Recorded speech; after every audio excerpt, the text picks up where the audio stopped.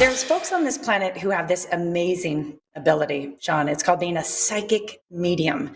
That is, they are able to connect with people who have passed from this world. And if you have lost somebody, as I have, as you have, Sean, you know the power to, the desire rather, to reconnect with them. It's so strong. Well, we have one of the world's top psychic mediums joining us now. Not only that, but he's going to be live in Vegas in just about a month. Absolutely. We can't wait to have him. He is the pride of Cranston, Rhode Island, America's top psychic medium, Matt Frazier. Matt, how are you, buddy? Good to see you. Good. It's great to be here with you both. My goodness, you have a big show lined up for February 12th. You are practically sold out, like a couple seats left. So I would get on the horn to see you over at the Venetian. Let's talk about, first of all, your every superhero, they have like an origin story. What's your origin story? How did you figure out, wait a second, I get something special here? Well, what's so crazy is that I literally grew up like that boy from The Sixth Sense, is that I grew up seeing and hearing The Departed. And for me, I grew up petrified. I was so afraid of what I was seeing, hearing, and experiencing. And this gift actually just didn't start with me. It was started with my grandmother, who had this ability, who passed it on to my mom. And then next thing you know, I grew up the same way. But, growing up, just being 3, 4, 5 years old and seeing The Departed, I was petrified. So I pushed it away for years and years and years, Sean, because of the fact that I was so afraid. And it wasn't until later on in life that I became an EMT that I decided, you know what? I want to look back into this ability. I want to see what it is that I've been pushing away for so long. And then next thing you know, I went to a psychic medium myself, and it completely changed my life. I realized I don't have to keep this a secret. I can use this to help show people that there's more to life than what's here in the physical world. So I started reading for close friends and family members, and then next thing you know, word travels quickly about the one who could speak to the dead. Especially in Rhode And next thing you know, I ended up with a TV show. Yeah. Yeah, and congrats on that TV show on E! Entertainment. It's pretty exciting. Not only do we get to learn a little bit more about you and your family on the TV show, of course, your amazing ability, but I see that we recently had a wedding, I believe. So congrats on that, my friend. Thank you. Yeah, that's amazing. Let's get back to that psychic ability, because I think every time I meet somebody who's gifted in a way that you are, I just want to know, what does it feel like? What do you experience when you meet a stranger? Because you have the ability, Matt, to perceive information instantly from strangers.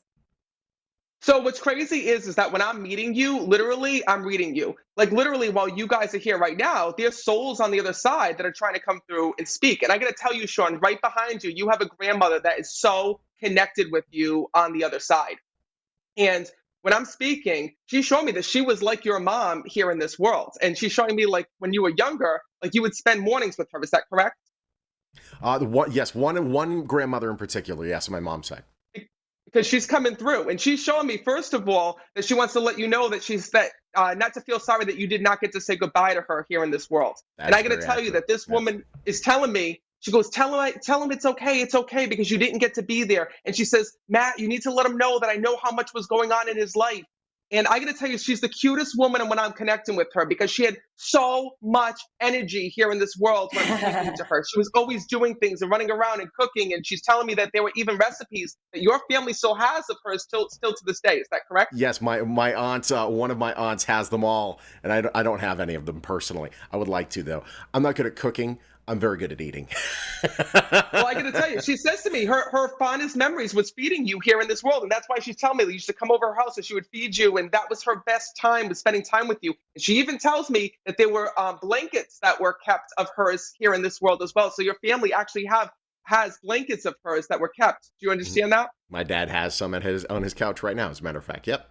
Shut the hell up. So know that that's her way of just acknowledging that, because she's saying, Matt, let him know that I'm not really gone. But I do got to tell you that this was a woman who had suffered before her passing. Because when I'm connecting with her, she shows me that, this was a lingering type of thing. And more importantly, she goes, Matt, I had no idea, she says, that I was this sick.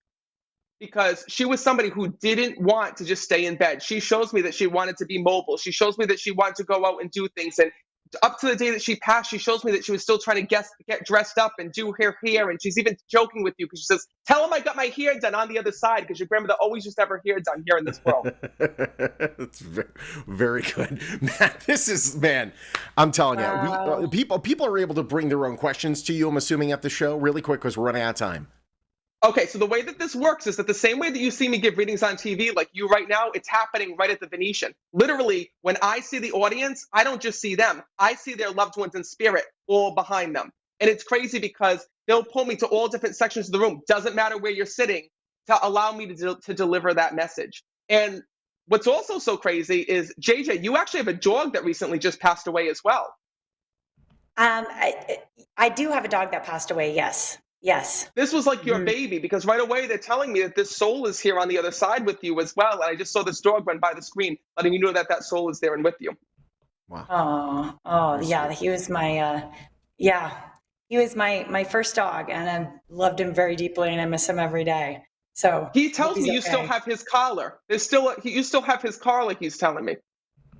I do. Well, I have his tag, and actually I picked up a picture of him that fell down in my closet this morning, and I put the picture back up on the shelf.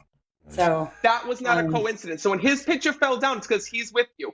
And no, I don't actually speak to pets, but they show me certain things. And I just saw, I don't know if it's with his cremains, but I saw that there was like a collar that was sitting with a remembrance of him, which is his way of letting you know that he's still in the house and watching over you, because even our pets are there. See, this is why your show is practically sold out at the Venetian. We want to make sure that people can go see you. MeetMattFrazier.com is the website. It's great talking to you, my friend. Thank you so much. Thank you, Matt. Thank you so much. I hope to see you there. It's going to be a sold-out show. And that's not even including all the spirits. They don't get seats. They just float around. MeetMattFrazier.com. That's Saturday, the 12th of February over at the Venetian Las Vegas inside the Summit Showroom. Go see him.